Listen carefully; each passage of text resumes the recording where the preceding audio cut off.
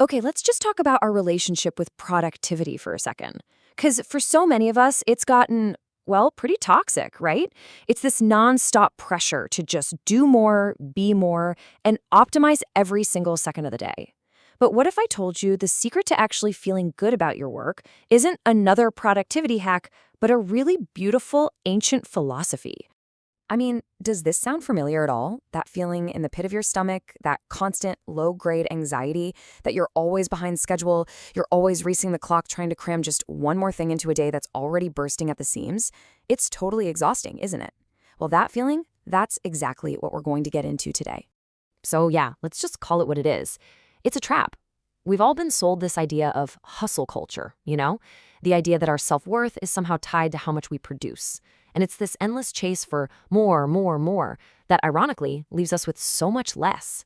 Less peace of mind, less real satisfaction, and honestly, less of a real connection to what we're even doing in the first place. And this slide right here, this really nails the central problem. The goal, what we tell ourselves we're doing, always sounds so good. Peak efficiency, you know? We just want to be effective, get things done. But the reality, the actual result, it turns into this toxic obligation. Suddenly, the work, the projects, even the stuff we used to love doing for fun, it all starts to feel like this heavy weight we have to carry. It becomes a source of dread, not joy. Okay, but there is a way out of this trap. And it comes from this absolutely beautiful, centuries-old Japanese concept. And no, it is not a new app or some complex time management system. It's a deep, fundamental shift in how you see everything. So this concept is called mono no aware, and it basically translates to an awareness of impermanence. Now, that might sound a little grim, a little morbid, but it's not at all. Just think about the beauty of cherry blossoms in the spring. Part of what makes them so breathtaking is that we know they're not going to be around for long. It's that perfect mix of a little bit of sadness that it's fleeting and a deep appreciation because it's fleeting.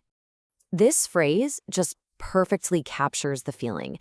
It's bittersweet. That sadness you feel knowing that this moment, this project, this entire day, it's going to end. Well, that is the very thing that gives it its beauty and its meaning. Once you really accept that our time is finite, you can start to truly, genuinely value it. And this is so crucial. This isn't about telling you to work less or to just abandon all your goals. Not at all. It's about completely changing your relationship with your work and with time itself. It's about making a huge shift from constantly fighting against time to actually honoring its passing. So how in the world do we actually make this mental shift? Well, you can think of it in 3 steps. First, you just acknowledge that everything is temporary. This tough project, this crazy busy week, it will all pass. Then, because you know that, you stop fighting the clock. Seriously, it's a battle you can't win. Instead, you start to work with the time that you have. And finally, number 3, you start to honor the effort itself. The process, the focus you bring, the act of creating something, that becomes the point. Not just ticking a box at the end. And you know, when that mental shift really starts to click, something incredible happens. Your day-to-day work, it just starts to change. That heavy feeling of obligation, it begins to lift. And in its place, you start to feel a real sense of meaning growing. And this is what that transformation really looks like. That feeling of dread, it just isn't there anymore. Productivity stops being a toxic obligation. Instead, the effort you put in becomes this fleeting experience that you can actually appreciate, kind of like watching a sunset. And almost without you realizing it, your focus moves away from this frantic obsession with the finish line to a much calmer, focused engagement with what's right in front of you.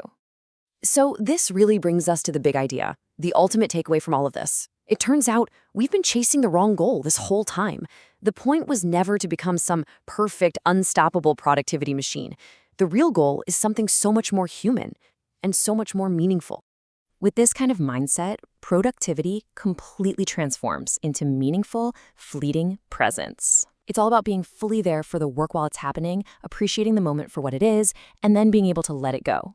It's about the quality of your attention, not the quantity of your output. So I'll leave you with this question to think about.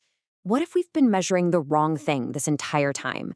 What if the goal isn't to cram more and more stuff into our finite lives, but to be more fully present for the moments that actually make them up? What would change for you tomorrow if you believed that?